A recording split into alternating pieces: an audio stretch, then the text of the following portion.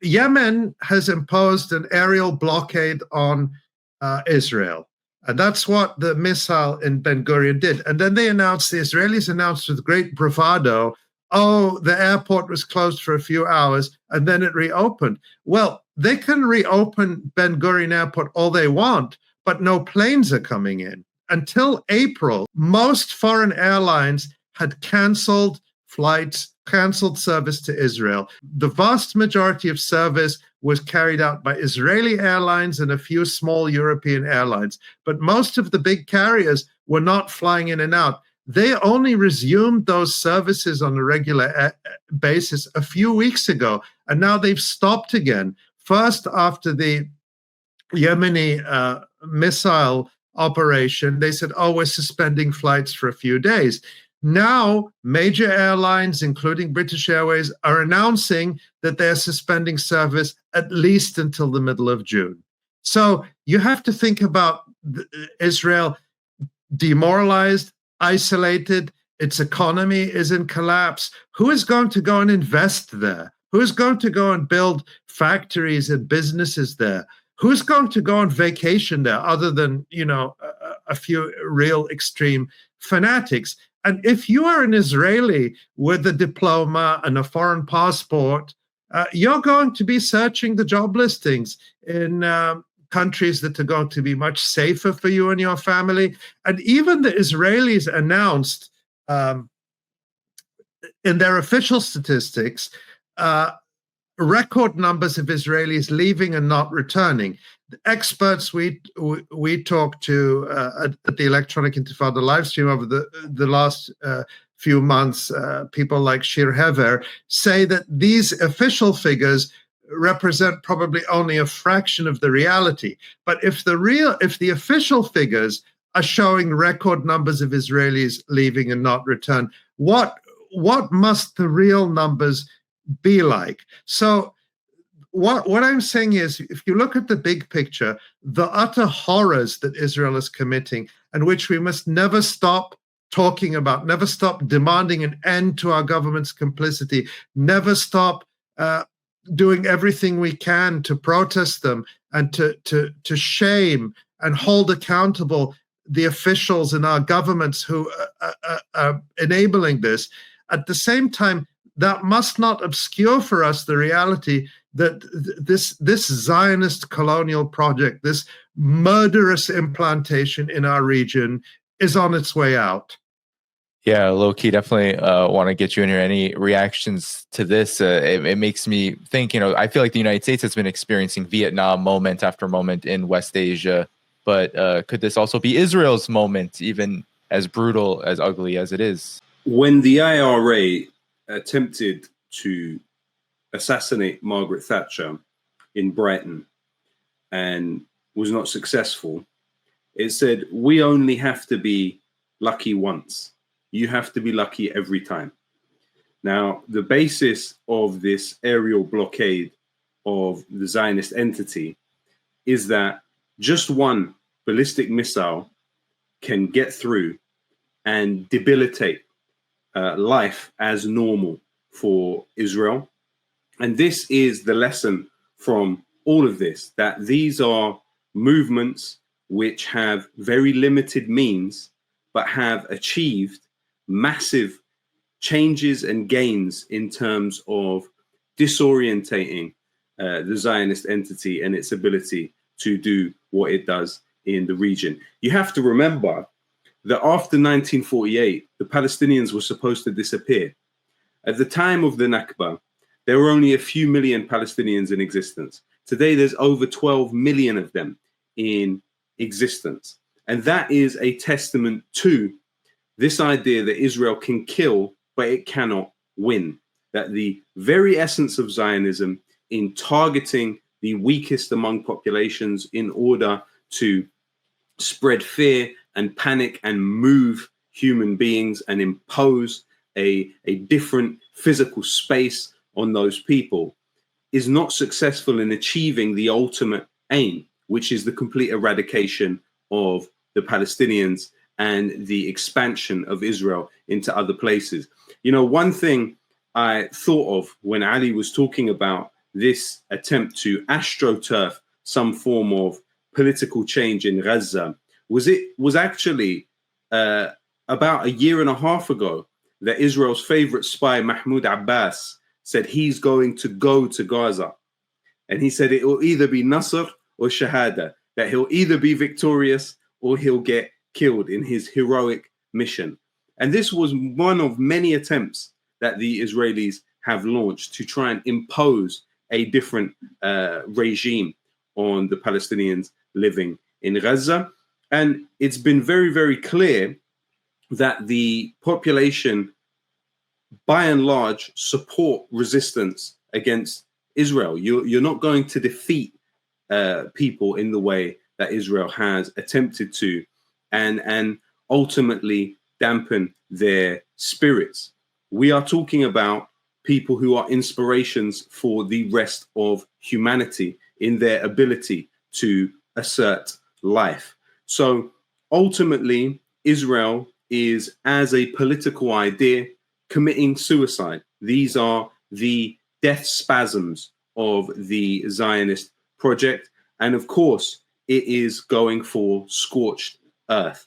And it is becoming, in the rest of the world, on a daily basis, a more and more clearly seen anti-human ideology. I remember in 2009, for us to speak clearly about Zionism was seen and frowned upon by many. And today, Zionism in and of itself is really akin to the most horrific and brutal ideologies which have existed in documented human history. And that is a perception which is actually widely held. The word Zionist now is absolutely unambiguously completely synonymous with genocide, ethnic cleansing, and racism, the way we always said it was, the way it was from the very beginning.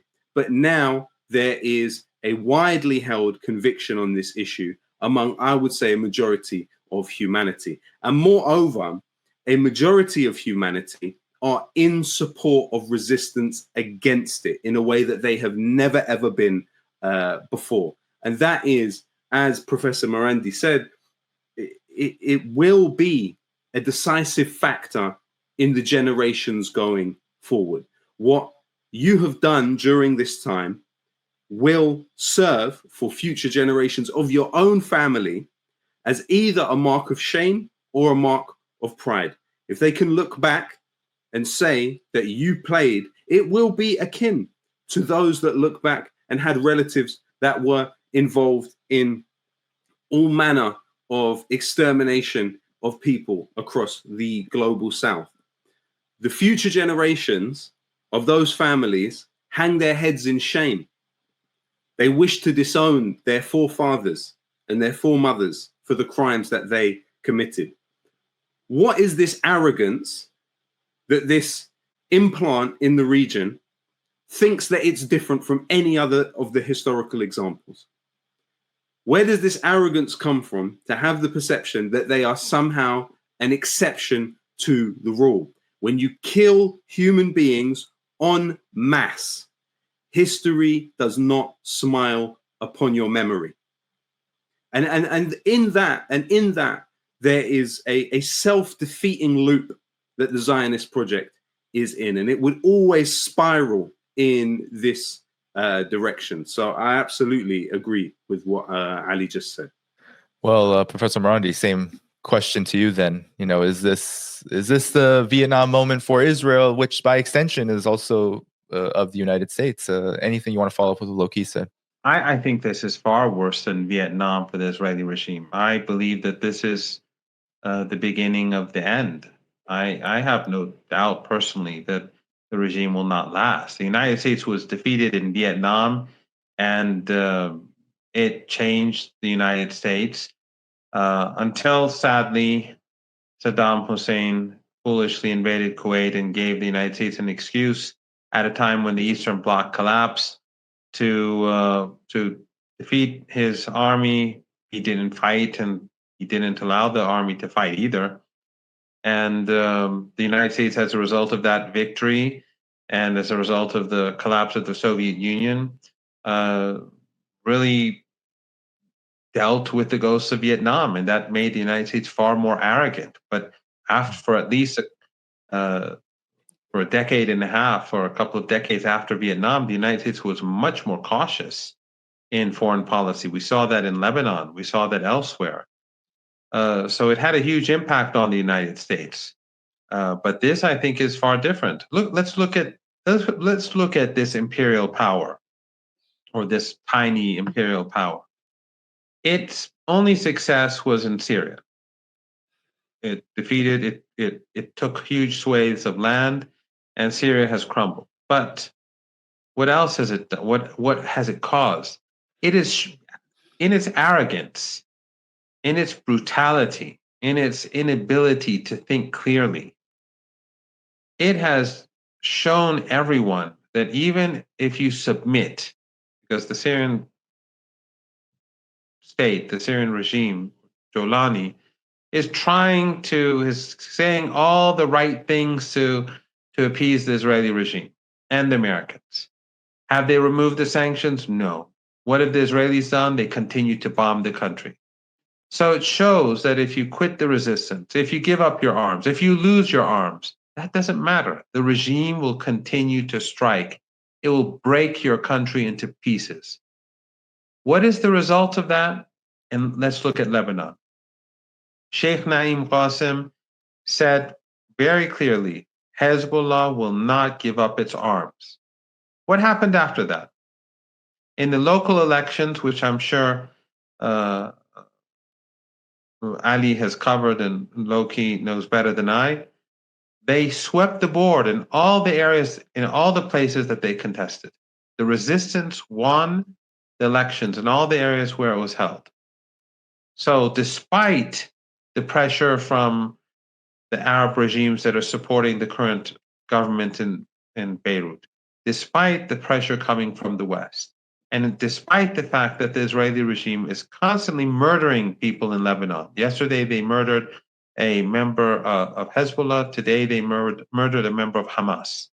They're violating the ceasefire. That shows also the truth about the United States. The United States is the guarantor of the ceasefire.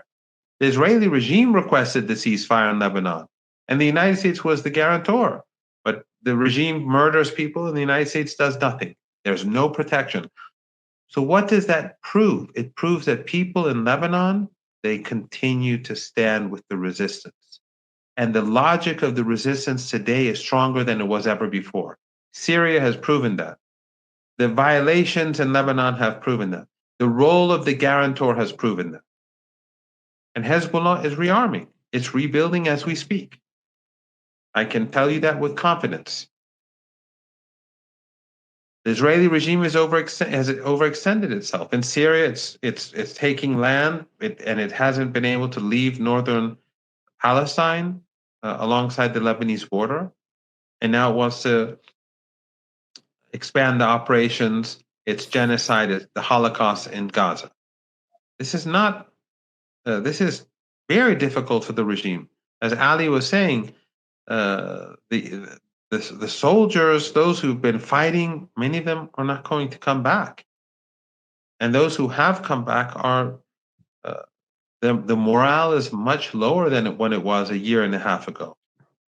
Many lives have been destroyed, many businesses have been destroyed, and the regime, of course, is despised across the world. This, I think, is the most important thing of all. That Israel, which used to be a regime which commanded respect, not because it was good, but because Western narratives dominated the world. A couple of years ago in China, I gave you the example of China. A couple of years ago in China, most people had no idea what was going on in Palestine. It was far away. And those who knew a bit, some of them were pro-Palestinian, some were pro-Israel. Those who were pro-Israel basically knew Israel as a country that was technologically advanced. It didn't know, that ordinary people didn't know much about the regime. Now people across the world know, thanks to the heroic work of electronic intifada, artists like Lowkey, yourself, others, Jews, American Jews, in the electronic intifada, in gray zone, and across the board, young people, university students from all Be faiths and careful with walks of your life. praise, Dr. Marandi, although it's much appreciated. Now will be called Iranian-backed. No, I condemn you simultaneously. Thank you. Your condemnation is much appreciated.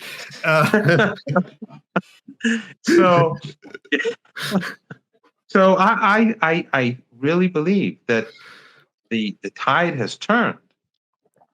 And let's look at the Israeli regime in Gaza, as I think Lowkey was saying, they were supposed to take Gaza in a month. Maybe Ali said it. We're approaching 19 months now, if I'm not mistaken. What have they done? Have they defeated the resistance? Hamas is still putting out footage. Islamic Jihad is still putting out footage. And we saw this major victory in Yemen. And also, as I said, as I wanted to allude to, look at the United States. The mood inside the United States is shifting. Young people are growing aware of the reality. People are waking up. If things like this are shifting in the United States, imagine how it is in the rest of the world, where people have more exposure to the truth. So, the United States is now, due to the foolishness of Trump, it's now confronting literally the world. It's a trade war. It's a trade war with China. It's a trade war with its own allies. It's antagonized Canada. It has antagonized Europe. It is continuing the war with Russia. This is all depleting the energy of the United States. It is fighting multiple wars, whether hot wars or cold wars or economic wars on multiple fronts. And we know that the Israeli regime is dependent on the power of the West. It's not a strong regime. Everything it has comes from the West. Even those missiles that were discussed earlier, the Iron Dome, without the United States, there is no Iron Dome. That's where the money comes from for the research. That's how the Americans are behind the development. Everything that the Israeli regime has comes from the United States. A weaker United States is not good for the regime. And the Red Sea is a sign of that. So I believe, and one final point, and that is, look at the mood in the region. The Minister of Defense of Saudi Arabia comes to Iran and condemns the Israeli regime. For whatever reason it is, it shows that it is not good for anyone in this region to be seen as friendly to the regime. This will have consequences.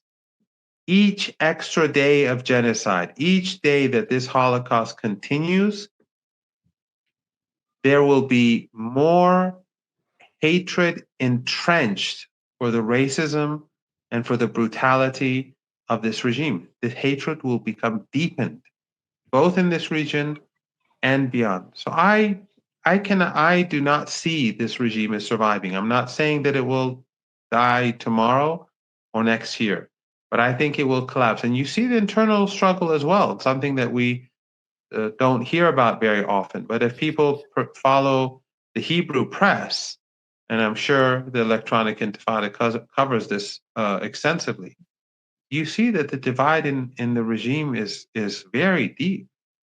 There are two Israels. It's the liberal Israel, which is just a genocidal, and it is the right-wing religious fanatical in a different way.